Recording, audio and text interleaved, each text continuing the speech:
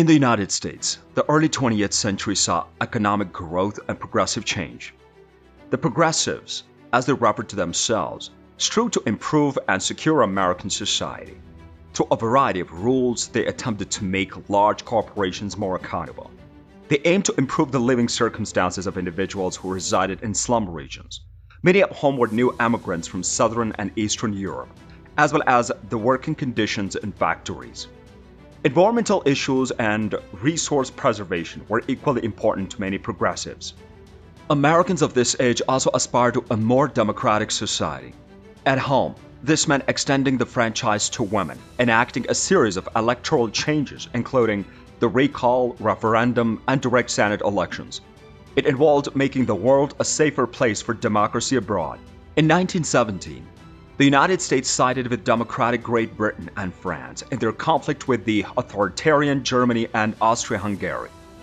The majority of the Americans quickly abandoned care about the international issues and adopted a live and let live philosophy following the Great War. The progressive age and the 1920s, commonly referred to as the Roaring Twenties and the New Era, had one thing in common. America continued to experience economic development and prosperity. Working-class American salaries rose in tandem with those of the middle-class and wealthy Americans.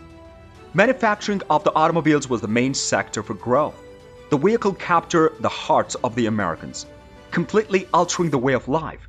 On the other hand, many reform initiatives that had been so pervasive after 1900 began to wane in 1920s. The average lifespan of the white Americans was just 48 years, but that of the black Americans was only 33 years, or roughly the same as a peasant in the early 19th century India. The average life expectancy in America now is 79 years for women and 74 years for men. Life expectancy differences between whites and non-whites have shrunk between 15 to 7 years. In 1900s, there was a 50% probability that one of the mother's 4 children would pass away before turning 5.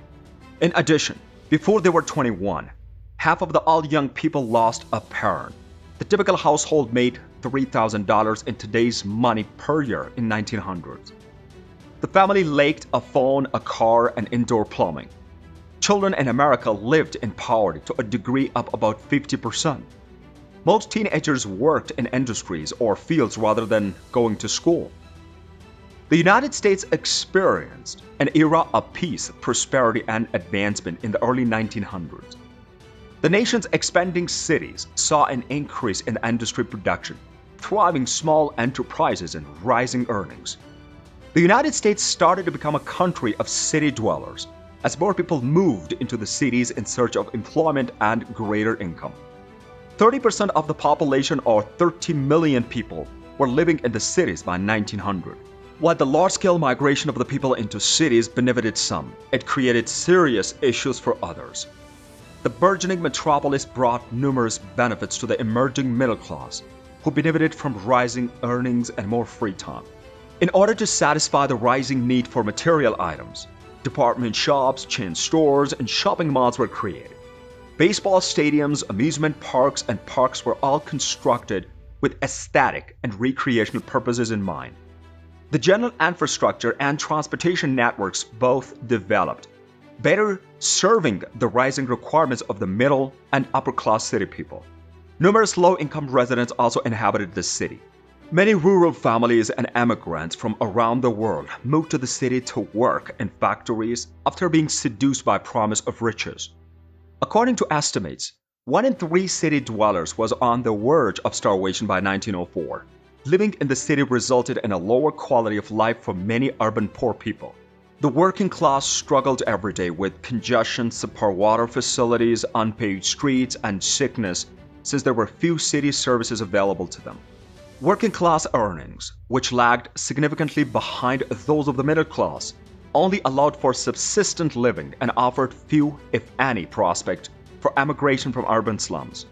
More than 15 million immigrants entered the country between 1900 and 1950. That was almost the same as the total amount of the immigrants who had entered the country over the preceding 40 years.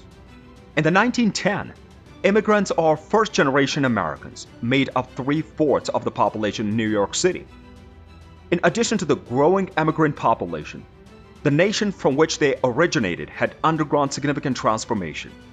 Most of the entrants after 1900, in contrast to the earlier immigrants, were from non-English speaking European nations.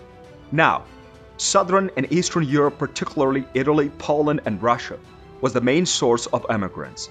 These nations are very different from the United States in terms of their cultures and languages, and many immigrants struggle to adapt to life in our country.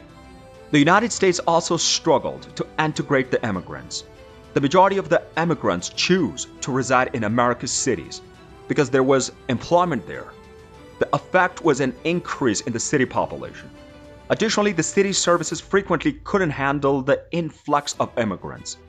The majority of the immigrants did not manage to find employment, but frequently in positions that the majority of the nation-born Americans would not accept. However, many immigrants were able to improve their situation over time. During the progressive era of the America, women suffer. Women and women's groups fought for social changes, political and economic equality on a large scale, and the ability to vote in the 1800s and early 1900s. Women's employment in the United States grew from 2.6 million to 7.8 million between 1880 to 1910. Despite the fact that women started working in the business and industry, the bulk of the higher-paying jobs remained filled by males. At the beginning of the century, domestic workers made about 60% of all the working women. Women made progress in politics by gaining the ability to decide their own salaries, acquire property, and in the event of divorce, retain custody of their children. Women were granted the ability to vote in Wyoming, Colorado, Idaho, and Utah by 1896. Numerous social and reform-related concerns were also supported by women and women's groups. Women's clubs across the country were striving to advance issues including suffrage, improved education, control of the child labor, women's in unions, and alcohol prohibition at the turn of the new century. Not all women supported gender equality. Women who supported conventional gender norms asserted that women shouldn't participate in politics. The challenge to conventional roles represented by the fight for political, economic, and social equality was as threatening to some women as it was to most males. Some even claimed that voting may cause some women to grow beards. The development of mass communication and mass entertainment was equally significant. In 1900, there were 38 phone calls per person on average. The number increased to 2,325 calls by 1997. Billboards, trademarks, and commercial slogans were non-existent before 1890. There were few spectator sports, no radio, no television, no movies. Millions of people read no magazine. The mass circulation newspaper, the national magazine, the best-selling book, several contemporary spectator and team sports, and the first $1 million national advertising campaign all debuted in 1890s. Approximately 6,000 new books were published in 1900. The number had more than multiplied by 10 by the century's conclusion. Health and living condition underwent a transformation in the 20th century as well. The later half of the 19th century was a time of tenements, outhouses, child labor, 12-hour workdays, sanitariums, tuberculosis, and typhoid. American deaths from the tuberculosis exceeded those from cancer in 1900. Around 25 pounds of the excrement in urine were dumped on city streets daily by millions of horses. The average lifespan has grown from 30 years, tenfold decrease in child mortality. Families today spend 15% of their income on food, down from an average of 43% in 1900. Do you think life in America in 1900 was easy? Let me know your thoughts and opinions on the comment section. And please don't forget to like, share, and subscribe to this channel. We'll see you guys on the next video.